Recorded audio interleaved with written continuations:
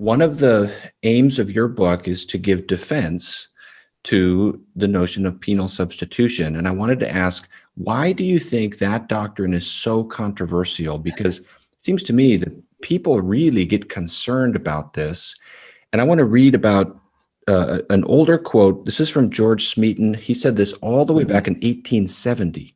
So in the 19th century, this doctrine was also very controversial. And he said, the question of divine wrath is at present the great point in debate on the subject of the atonement.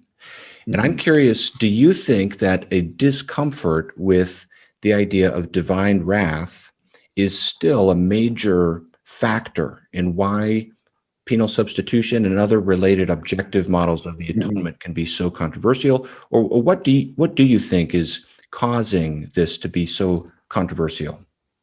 I think that is one factor, but not the only one, and perhaps not even the most important one.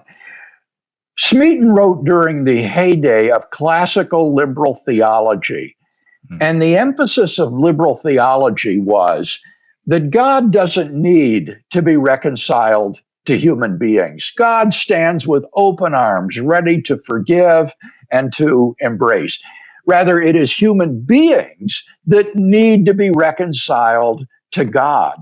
And biblically speaking, there's some justification for this. Whenever reconciliation is used in the New Testament, it is a plea for human beings to be reconciled to God. But that ignores the equally clear teaching that God is wrathful about sin, that he hates sin, and that he sides with the victims of injustice and abuse and violence and so forth. If God were emotionally indifferent to the victims of suffering, what sort of God would that be?